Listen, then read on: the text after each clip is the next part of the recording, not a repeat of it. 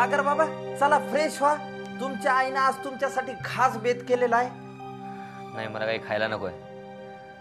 थोड्या वेळाने येतो मी खाली, तू जा. काही मनाविरुद्ध झालं का ऑफिस मध्ये? चेहरा फार उतरलाय तुमचा. कोणी काही बोललंय का? हे बघा बाहेरच्या गोष्टी बाहेरच टाका, आधी फ्रेश व्हा बघू. आणि मग घरच्या गोष्टींचं काय करू? घरी आल्यावर त्यांच्याकडे बघायला नको?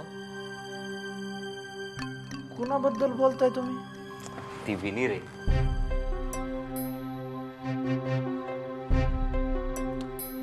उगीच रागवली माझ्यावर. ही मुलगी कधी मोठी होणार आहे? काही समजूनच घेत नाही ती. काही शत्रू आहे का तिचा? हे बघा विनी बेबींचा स्वभावच आहे ते दुसऱ्याला कमी लेखायचा असा. शालिनी वहिनींशी सुद्धा त्या बऱ्या वागल्या होत्या का? एकदा मासाहेबांना सुद्धा बोलल्या होत्या ते. अरे पण असं करून कसं चालेल? पुढचा मागचा विचार न करता कुणावरही आरोप करणं बरोबर आहे का? हे तुम्हाला कळतं हो, त्यांना कळायला पाहिजे का नको? त्या स्वतःला शहाण्याच समजतात जास्तीच्या. त्याला आपण काय करणार आहेत आता? तुम्ही नसत्या चिंता सोडा, फ्रेश व्हा. चला बरं आधी. शिवा मी खरंच इतका वाईट आहे का? म्हणजे आधी मनासारखा वागलो आणि आई बाबा आजीला त्रास दिला, आणि आता चांगला वागण्याचा प्रयत्न करतोय तर विनी दुखावली जाते.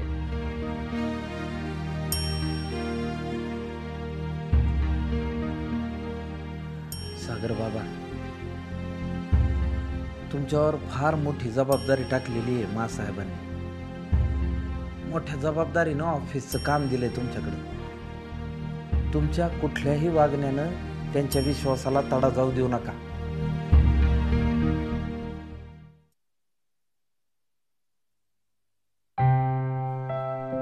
थँक्यू आत्या. थँक्यू काय? अशी काय बसलीस? बघितलंस का बाहेर किती अंधारून आले? अगं हो, पण माझा हा एवढा चॅप्टर कंप्लीट करण्याची एवढी घाई होती मला की कळलंच नाही कधी अंधार झाला. म्हणून असं बसायचं अपुऱ्या उजेडात? उद्या चष्मा लागला तर? उद्या लागेल ना, लागू दे. पण माझा एवढा पोर्शन आज कंप्लीट व्हायलाच हवा. नादिष्ट पोर आहे नुसती. अग काय ग बाई, मी तरी विसरूनच गेले. मुक्ताई बघितलंस का? माझ्या कपाटात सापडलं काय आहे सांग? तुझ्या शाळेतली वक्तृत्व स्पर्धेची ट्रॉफी. कुठे ठेवू सांग? फेकून देती. मुक्ता काय वेड्यासारखं? अगं खरंच सांगते तुला, फेकून देती ट्रॉफी. नको त्या गोष्टी आठवतात. तर आपलं काय ठरलं होतं? तू जर असं वेड्यासारखं वागायला लागलीस तर त्रास होईल ग तुला. पण ताई आत्या, ती गोष्ट मनातनं जातच नाही. मी काय करू? प्रयत्न. मागे वळून न पाहता पुढे जायचा प्रयत्न कर मुक्ते. तेच करतेय मी. अगदी मनापासून प्रयत्न करते. हे बघ, मला पण आता त्या गोष्टीत अडकून राहायचं नाहीये.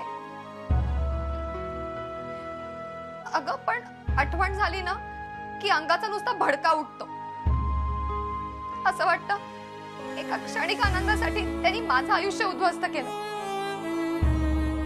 आणि स्वतः मात्र मजेत जगत असे. ते तू त्याचा नाही स्वतःचा विचार कर. हे बघ, तो एक अपघात होता, त्यातून तू वाचलीयस आणि आता तुला पुढचं सुंदर आयुष्य जगायचंय. एवढंच लक्षात ठेव. लक्षात आहे ग, मी लक्षात ठेवणार आहे. पण कधी कधी ना असाच तोल जातो. पण तेव्हा तुझा पप्पांचा खंबीर हात मला आधार देतो. आत्या, तू नको काळजी करू. माझ्या या दुबळ्या मनावर मीच मात करणार आहे. I promise you.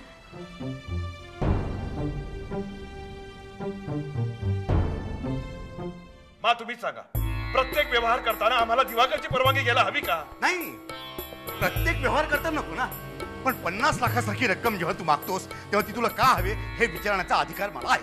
विनीच्या हट्टापायी रुई बरोबरचं कॉन्ट्रॅक्ट रद्द करून कंपनीला किती लाखांचा लॉस होणार होता हे आम्हालाही माहिती आहे. अरे माझं जरा कोणी ऐकून घेईल का? नाही नाही बोल दे ना त्याला, बोल दे. दादा, मी जे करतो ना ते निदान माझ्या मुलीचा हट्ट पुरवण्यासाठी करतो.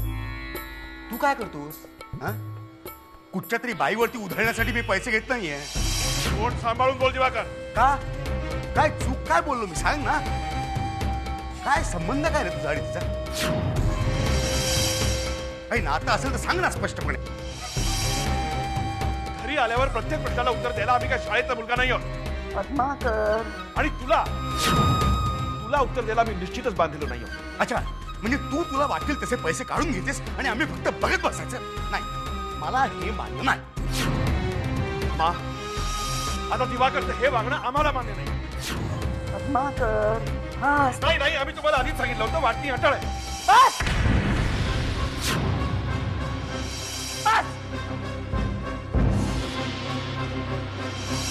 बस. आम्ही काय बोलतोय कुणाला ऐकायचं आहे का नाही आहे? हे बघा तुम्ही.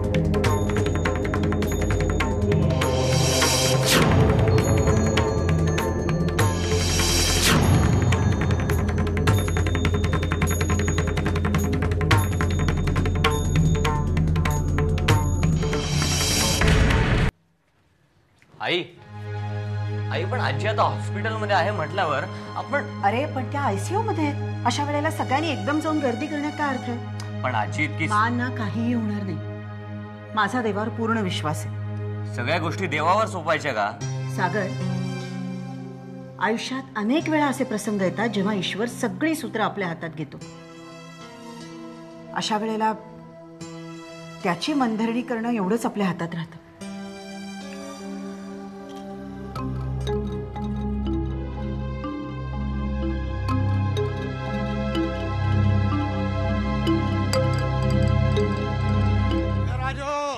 राजू, अरे बाबा थांब जरा. अरे बाबा डबा राहिला. ठीक आहे, डबा घेऊन जा भाऊ. ठीक आहे भाऊ, नीट सांडल नीट ठेवू. हा, आणि आज तरी जाऊ नये बाबा. कुठं? हा हा, काय होत नाही होत्या ना, काय होत नाही बघा. श्रीमंत माणसं आहेत ती, 100 डॉक्टर उभं करतील बघा पैसे फेकून. अरे कोणाबद्दल काय बोलतोय कळतंय का तुला? काय चुकीचं बोललो मी? हा, आणि तुम्ही कशाला डोक्याला ताप करून घेताय?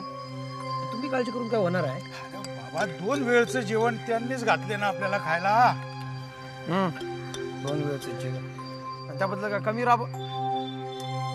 किती वेळा तेच सांगू तुम्हाला. आणि असले नातवंड असल्यावर हॉस्पिटलात पडण्याची पाळी येणारच त्यांच्यावर. राजू, काय झालं?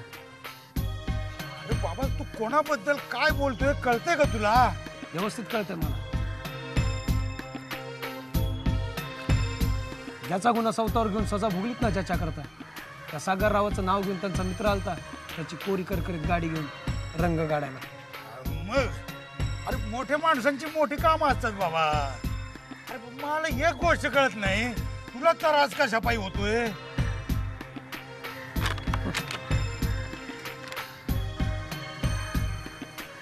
कळलं?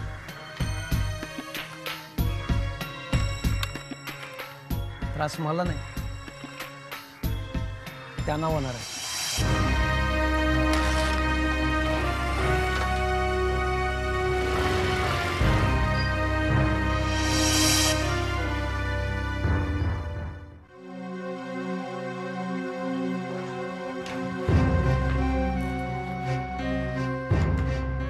कशा आहेत मा? बीपी प्रमाणाबाहेर शूट झालाय. अशा स्टेजला हार्ट अटॅकही येऊ शकतो. We are trying our level best.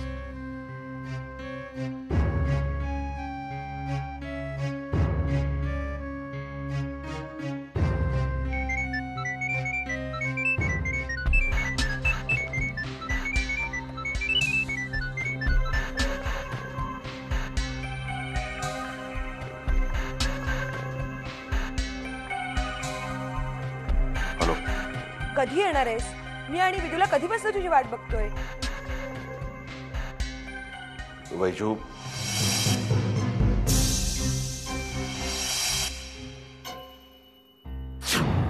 मला माहितीये आता काहीतरी कारण देऊन तू येण्याचं टाळणार आहेस. मी काय सांगतोय ते ऐकून घे आधी.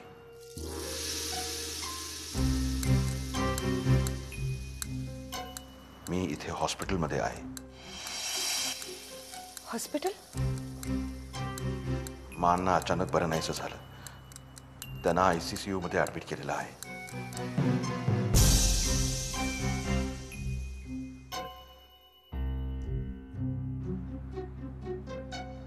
मी नंतर फोन करीन. अरे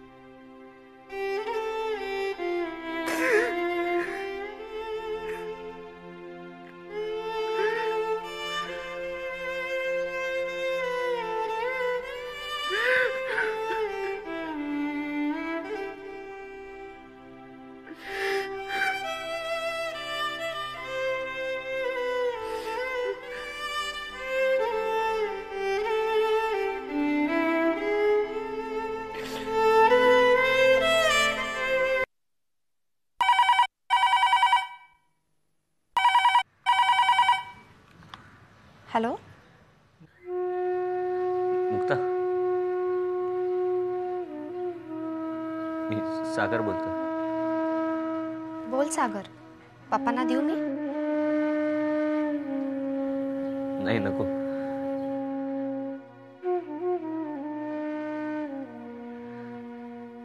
मुक्ता, मला खूप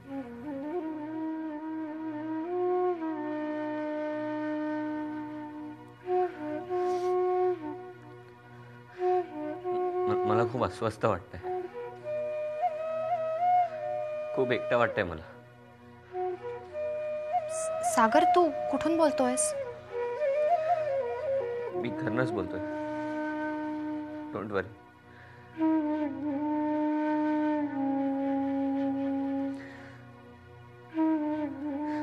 मुक्ता, आजीला हॉस्पिटलमध्ये न्यावं लागलं. काय? मान ना. अरे पण कधी आणि हॉस्पिटलमध्ये काय एकदम? काका आणि बाबांच्यात काहीतरी वादावादी झाली. ती आजी तिला या सगळ्या गोष्टीचा खूप त्रास झाला आणि ती एकदम सागर, हे बघ, तू प्लीज स्वतःला सावर. कसं आहे मानणं आता? ती अजून शुद्धीतच येत नाही. ब्लड प्रेशर पण खूप वाढलंय. फक्त तिला आयसीयूत ठेवलंय. आयसीयू? बाप रे. अरे मग खरंच काळजी करण्यासारखं आहे. खरं तर माननी आता पूर्णपणे आराम करायला हवा. ती घरीच होती काही दिवसांपासून. फक्त घरातली मोठीच माणसं अशी वागायला लागली तर काय गरज होती तिच्यासमोर वादावादी करायची? सागर, हे बघ, तुझ्या बरोबर आता घरी कोण आहे? नाही, तसे सगळे हॉस्पिटलमध्येच गेलेत. आई आहे तिच्या रूम मध्ये. मी सुद्धा आता हॉस्पिटलमध्येच चाललोय. म्हटलं तुला कळवावं म्हणून फोन केला. बरं केलंस. हे बघ, कोणाशी तरी बोलून सुद्धाही बरं वाटतं. मी पप्पांना सांगते. पण तू शालिनी काकूंची काळजी घे. हे बघ, त्या काही बोलणार नाहीत, पण त्यांनाही त्रास होत असेल.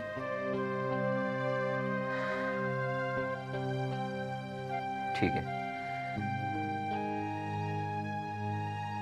थँक्स मुक्ता. मगाशी मी खूप रेस्टलेस झालो होतो, पण आता तुझ्याशी बोलून खूप बरं वाटतंय. मी आता हॉस्पिटलमध्येच चाललोय. सागर, काही लागलं तर प्लीज लगेच फोन कर. खरं तर मला आता लगेच मान नाही येऊन भेटावंसं वाटतंय. खूप दिवसात त्यांना भेटलेच नव्हते रे मी. सागर, हे बघ, तू शालिनी काकूंना सांग. काही लागलं तर हक्काने मुक्ताला बोलवा. मुक्ता, तू खरंच येशील हॉस्पिटलमध्ये?